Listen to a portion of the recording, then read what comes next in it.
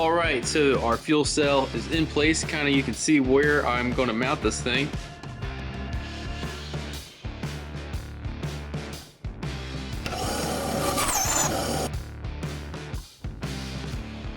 All right, guys, the power steering lines are done and they look pretty good. All right, got our new wheel in there. Yeah, it says Chevy, and yeah, the Chevy emblem is crooked.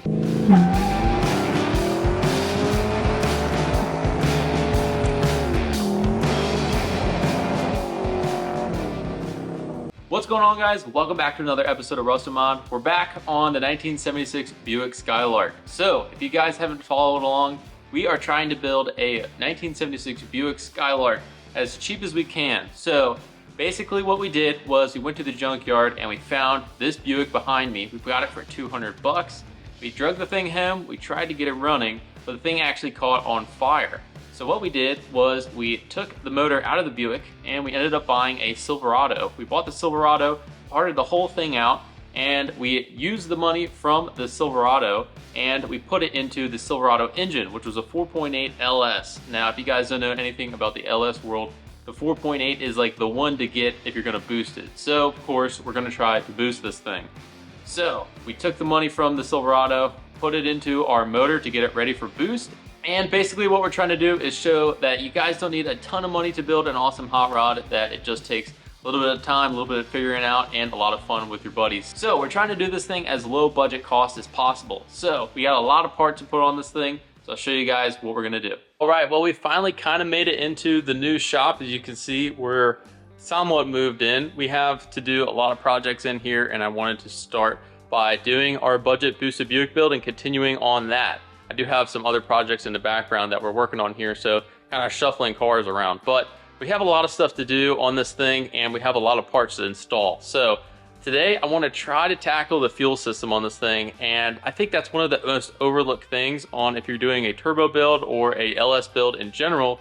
Fuel system actually is quite expensive, and a lot of people don't really consider that. So I want to show you guys how we're going to do it on this car and show you guys a little bit of a budget friendly way to do it. All right, so these are the parts that I've acquired to be able to try to complete our fuel system. Now, I don't know if I have every little thing, but I have most of what I can do to put this thing together. And we reached out to some friends of ours to see if we can try to put together a fuel system where you don't really need a ton of money to be able to turbo your LS or to even get an LS running. You don't need all of this stuff just to put an LS in an old car. If you're going to do a mild build, you probably can get away with basically stock fuel lines and a Silverado pump, and you'll probably be fine for a mostly stock build. Now for this car, I'm not really sure what the future holds for it. I initially built it just to thrash around and have a cheap thrills kind of car where we can do this thing and it's not really a big concern if we smash this thing into a wall doing a burnout competition or stuff like that. But also, if the car ends up being pretty quick, we could actually upgrade this stuff and it could actually potentially go faster in the future.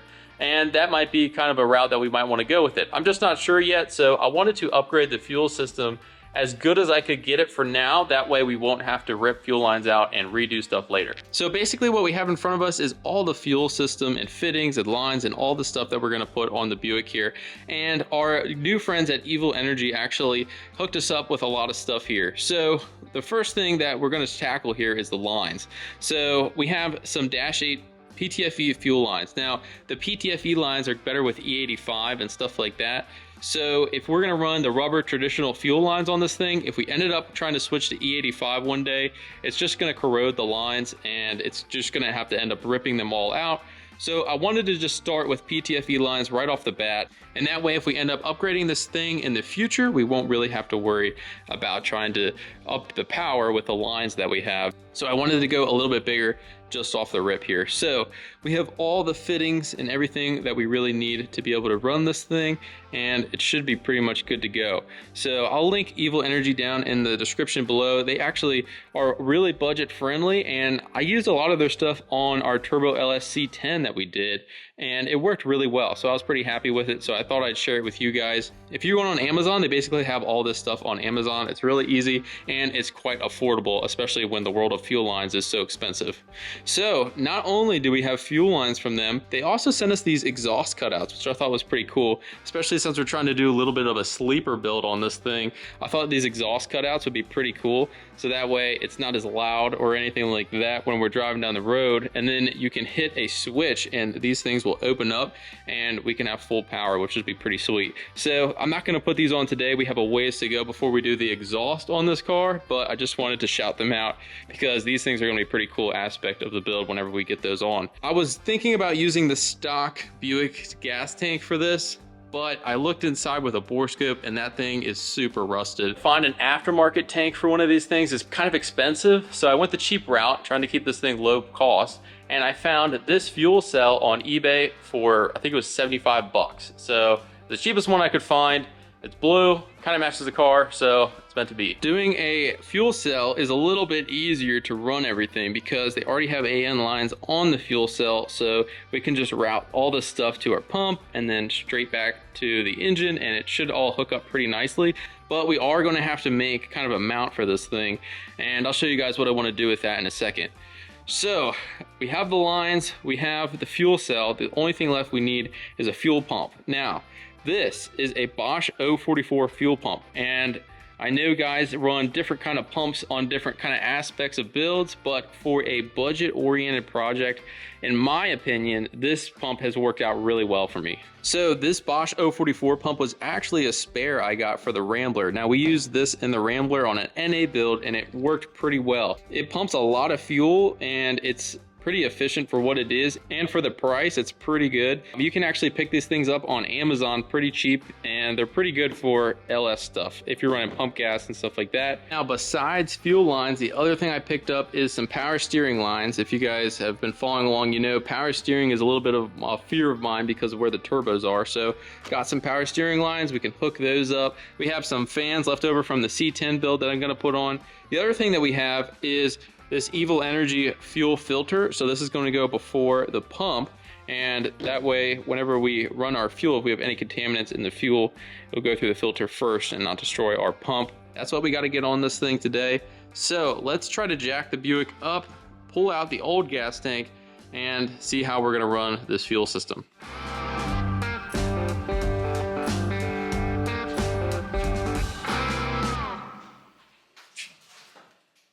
Man, I'm so tired of pushing this car with the steering wheel. The steering wheel has like glue all over it. It's really gross and it sticks to your hands.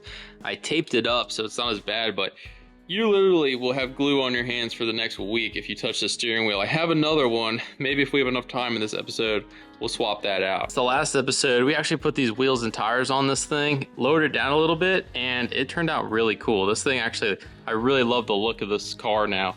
The body style I wasn't really too big of a fan of, but now that we got this thing lowered and we got these wheels on it, I think it looks really good. So we got to tackle the fuel system on this thing. And if you guys remember, we actually have these aftermarket rails on here, so it's going to be a little bit easier with the AN lines to adapt to this rail here. One thing I do want to do is make a plate that goes over the heater stuff here. That way I can mount stuff to it, and we're not going to really need heat in this car. So if I can have an area where I can mount some stuff, that'll make life a little bit easier. So going to try to adapt to the fuel rails here. Then we're going to go around under the car, and we're going to put the fuel cell in the trunk here, and I'll show you guys how I want to do that. All right, so here's our fuel cell in our trunk. Now, kind of torn on where I really want to mount this thing. I really don't like putting the fuel cell in the trunk because then you don't really have any room to put anything in the trunk. So what I'm kind of thinking is, in order to mount it, a lot of guys will push this thing up as far as they can to the back seat, and that helps because it's a lot flatter up there. It does have this spare tire area where it kind of dips down, but it's really not big enough to set the whole fuel cell in there. But the other thing is, I'm also not really afraid to cut this car up because it's not really a solid vehicle. So what I'm thinking is, if I actually trace out the fuel cell here and then lower it down I can go down enough where it's not gonna hit the ground, but it's also going to give me a little bit more trunk space. So that way it's kind of a win-win. And then I can access everything from underneath. So I think that might be the best move. But the only problem is it dips down so much over here. The cut is gonna be kind of hard to do. So I'm gonna probably go with that route. It'll probably be a little bit better, but I'm just limited on kind of real estate here with the trunk. But the first thing we're gonna have to do before we start cutting stuff is yank the old fuel cell out of here, and then we can have enough room to be able to mount that one underneath.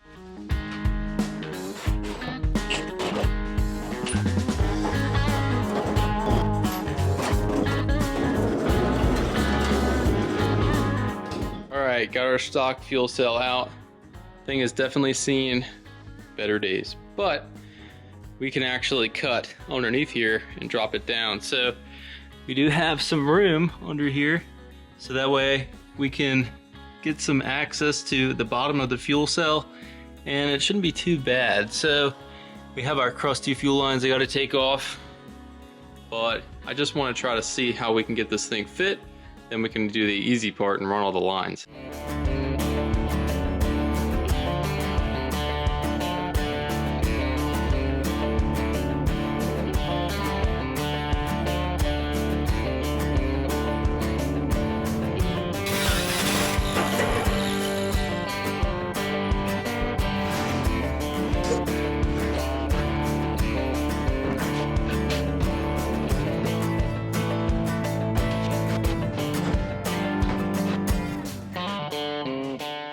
All right, a lot of cutting, a lot of grinding later. We finally got the fuel cell in place. Show you guys what it looks like. All right, so our fuel cell is in place. Kind of you can see where I'm going to mount this thing.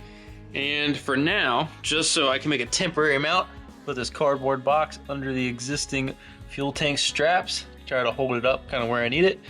It worked pretty good. So because it's an external fuel pump, mounting the fuel pump kind of really matters where you put it. So trying to keep the fuel pump as close as I can to the tank itself, and then that way it sucks the gas straight through. Fuel pumps don't really suck very well, they really push. So trying to get it as close to the tank as you can, so that way you don't have any fuel slosh issues and stuff like that. All right, so what's pretty cool about these Evil Energy mounts is you can mount your fuel pump here, and it has a bracket so that way you can bolt it to the car. And then same thing with the fuel filter, we can bolt this anywhere on the car. Just bolt it straight up. So it's pretty nice, and they're aluminum brackets, so pretty good quality. So we can go ahead and bolt our fuel pump to the back of the car, and then same with our fuel filter. Then we can go ahead and run the lines under the car to the motor, and then we're also going to have a return line that comes all the way back to the fuel tank. All right, so you can kind of see my very rough mock-up of the fuel tank here. So I didn't want to make a mount yet because I don't know if I can run this thing up and down. So basically what I think the easiest thing to do is I'm gonna mount this up here and then raise my gas tank up a little bit. And then I'm going to mount the fuel pump right next to it, and then run this guy probably over here somewhere, or in line with it over here. Actually goes this way. Over here or over here, angling it towards the front of the car. Then I can try to get as close over to the side as I can, so I can get all the fuel lines running on this frame rail all the way up to the front. All right, so you can kind of get a better idea of what I'm doing. Got the fuel filter mounted up here, and I have my tank here. So I have a reducer, these are -10, I'm reducing it to a -8, and I'm basically going a 90-degree fitting here, and then that will go straight to the fuel filter here. And these are PTFE lines, so I'm going to have to make a line to go from here to here. And then when I run this to the rest of the fuel pump and stuff, that'll all be -8 PTFE lines also. So I need to make a line to go from here to here. So let me show you how I do the PTFE line. All right, time to make our fuel lines. So we got our fuel line here, the -8, and this is the PTFE line. If you can see here on the inside of this, there's actually a plastic layer on the inside, and that will allow you to be able to run different kind of fuels like E85 and stuff like that without destroying the rubber fuel lines that these normally have. So what we're going to do is the PTFE lines actually have one of these, which is a metal insert that basically goes over top of that plastic on the inside. So that will push down over it whenever you install the line. So whenever you normally install AN lines, I like to have an AN wrench, and I actually have some jaws on my vise here which are aluminum, so you don't gall up all the fittings and stuff like that. It's a lot nicer, it comes out a lot better, and they're all scratched up and stuff. You have the plastic lining on the inside. This piece goes right over it, and then this AN fitting will actually slide into it. And basically, it'll clamp it down whenever you tighten it down, and it'll clamp this little ring over top of the plastic insert on the inside. So first thing you gotta do is slide over your AN line on top. Then we're going to put our plastic insert inside once we get that all the way down, and then we just go ahead and thread that down. All right, so I got my AN wrench here. I just have this cheesy adjustable one, but it works pretty good. So I'm just gonna thread this thing down over top, and it pops over like that. So then we can take this piece, and what's nice about the Evil Energy Kit is they actually have this tool, and this tool is basically just going to insert this piece on top. So usually you can press it in, but if you can see it, there's a ridge on the inside of the metal piece. So you want that ridge to be able to touch the plastic on the inside, and we're gonna do that with this tool here. Press that all the way down, then we're good to go ahead and thread the rest of it together. All right, so now you can see that plastic is right on that ridge on the inside there. So we should be good to go ahead and put the fitting on. So the fitting, I'm gonna slide down in here like that, and then we're going to go ahead and thread this onto here, and we should be pretty much done. So take our fitting, and we can stick it in that metal piece, push it down, and then we can go ahead and screw this guy on here. And boom, our first AN line is done. So basically you're just going to repeat that process, do it all down the whole car. We have a lot of line to go, but that gives you a rundown on the PTFE lines. Another thing I forgot to mention is whenever you go to mark the line, tape it with some electrical tape, and it's much easier to get the other fitting on the other side. That way it slides right over the tape.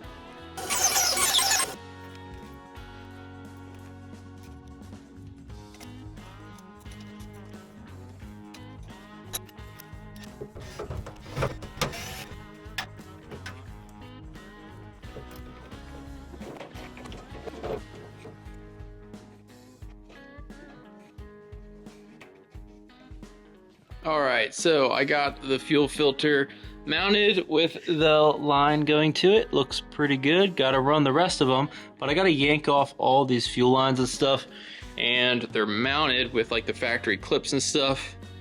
And I have this full lift here. Figured that would be a little bit easier to do it on the lift. I'm gonna yank the unibody down real quick. So, quick intermission of moving all the cars around to get the Buick up on the lift. Make my life a lot easier than laying on the ground and getting dirt in my eye.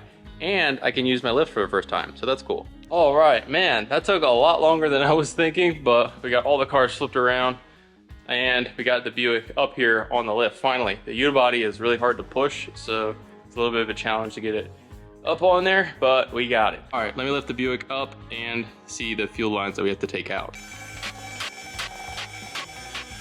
All right, well, that's a lot better to work on this thing up here on the lift. So, as you can see, we got our fuel cell in here. We have our fuel filter there, and we're going to basically pull out all these old crusty fuel lines, and we can actually route the new fuel lines up to the engine and try to route them in the same spot that the original ones were. So up here on the lift is going to be a lot easier. So now just going to try to pull the rest of the fuel lines out of the way, and then we can try to route the rest of the fuel line that we got here. So I want to see how far we can get up to the engine. Not sure how much line I actually have. I ordered what I think would be enough, but you never know until you actually do it. So we're gonna get as far as we can, and then once we get up to the firewall here, we're gonna try to figure out how we can hook it to our fuel pressure lines and everything that we have up there. So let's get to pulling these lines out and then finishing up our pump installation and everything we have on the back here.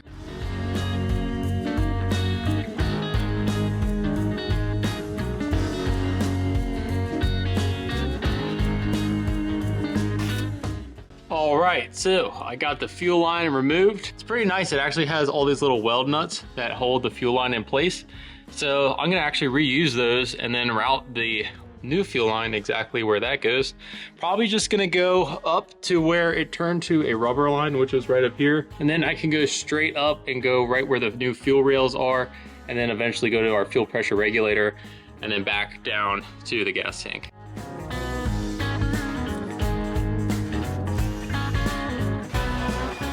All right, so we got our fuel pump mounted, we got our fuel filter mounted, and now we just gotta start making some fuel lines. So let's start making some fuel lines and finish this fuel system up.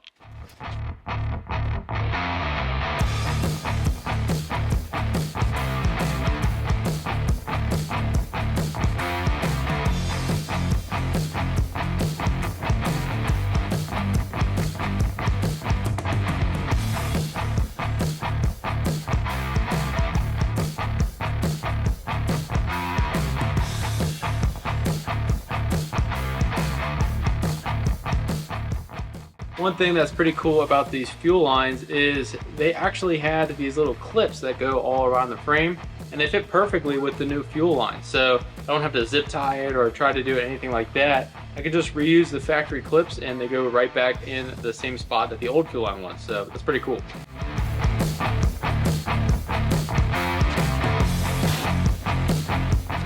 All right guys, so just like that, we have our fuel filter, we have our fuel pump, we have all the fuel line running exactly in the same spot with our factory fuel clips, and that worked out really well. Goes right around to where the factory had the fuel line, and it goes up there to the engine. That worked out really well. We had just enough line to get up to the front of the car. Now I got to do the return, and the return doesn't need to be as big as the feed. You really want a bigger size going to the motor using that fuel, and then since you're using the fuel, the return doesn't need to be as big. But I actually don't have my -6 line with me, but I might actually make it -8 just to make everything the same. That way it's easy to order, and if I need a fitting off something, I can actually just use the fittings that I have. So just for convenience, I might just use -8. But we have to mount our fuel pressure regulator and stuff like that. And I don't have those parts in yet, but I'll show you guys the plan for it. So let me lower the Buick down and show you guys under the hood to see what else we got to do.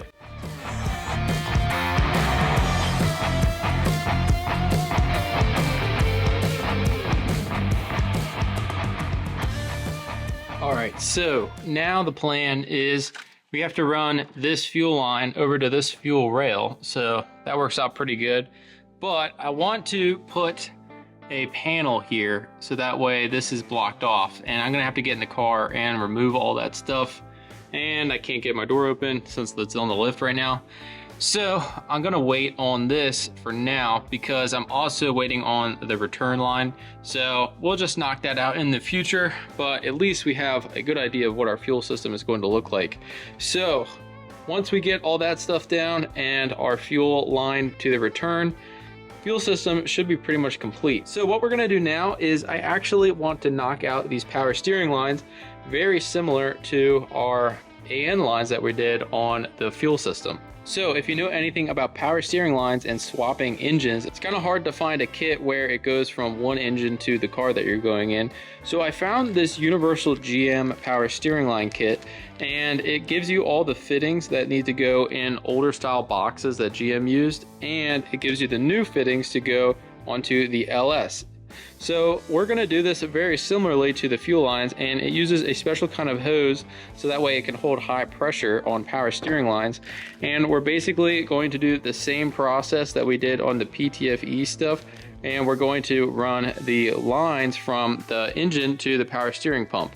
So I'm going to knock this stuff out real quick because I'm really tight on space, like I've said before, with our power steering and where the turbos are mounted. So if we can get this stuff in here first, then I can put the power steering pulley on, I can finish all the accessories and stuff like that, I can mount the fans, and then we can have a game plan of what it's going to be on the inside here, because I'm kind of waiting on running the charge pipe to the engine, and I'm also kind of waiting on doing that so that way I can make my wastegate mounts and they won't hit anything. So we're going to knock these power steering lines out so we can figure out all the placement of everything else. So real quick on our power steering, this rubber hose is low pressure, and you can tell because it has a hose clamp on it, and that basically goes to where the reservoir would go on a normal power steering pump like we have here. So in reality, this line doesn't really need to be crimped because it's not really facing that much pressure, but your high pressure line does, if you can see the crimp here from the factory.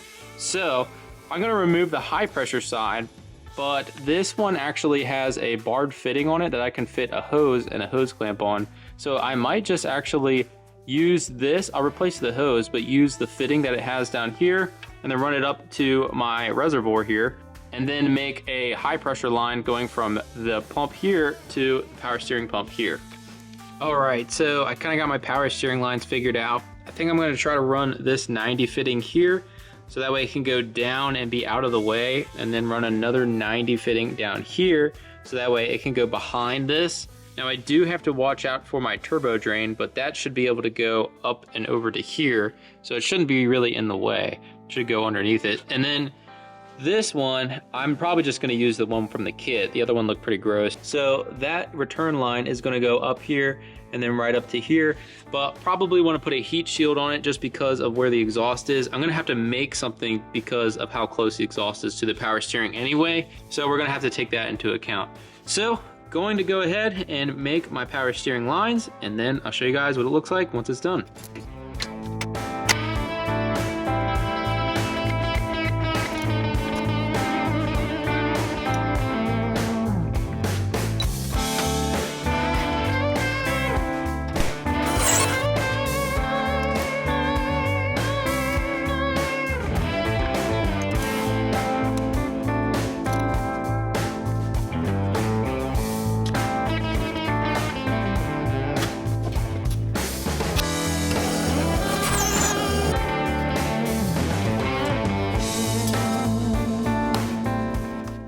Alright guys, the power steering lines are done and they look pretty good.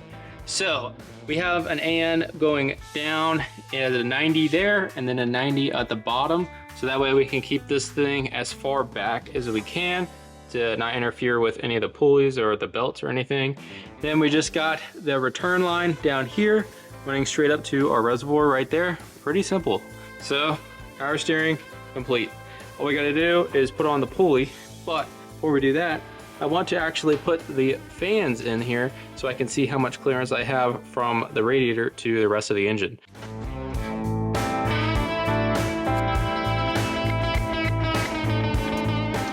All right, got this one fan in here. Not really a big fan of the radiator setup with the fan situation.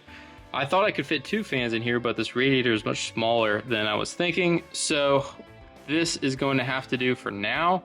Probably will eventually upgrade this in the future, especially only running 1 fan. So I just use those little zip tied fan holding things through the radiator, so that way if I can upgrade it in the future it'll be easy to pull off. But it'll get us going for now, and we're probably definitely gonna have to upgrade that. But at least I can see the clearance, and it looks like we have tons of room here between the engine and where the fans will go. So I'm pretty confident that we can fit everything here. The only other thing that's gonna go in this area could be possibly like the wastegates if I angle them down, or the charge pipe that is going from the intercooler. So under the hood, that's pretty much all we got on this episode. We are still waiting on fittings, so probably gonna have to wrap this fuel system up in the future. So since we can't finish the fuel system up in this episode, I'm gonna do one last thing that's gonna make the Buick much more livable for me, at least pushing it around the shop. Probably the last thing on the list, but one thing I really want to get done: swapping the steering wheel out for this cheap one I bought on eBay with the sticky gross one that we have in there. Gonna put this thing on real quick, and it'll be a lot nicer to drive and to be able to push this thing around since we haven't got this thing running yet. One thing I do recommend if you guys have a new shop like I do is run to Harbor Freight and get you one of these steering wheel puller kits. I use mine at the big shop all the time, and not even just on steering wheels, just a bunch of other stuff that you need to pull. This thing is really nice, it's cheap, and it's a good tool to have in the shop.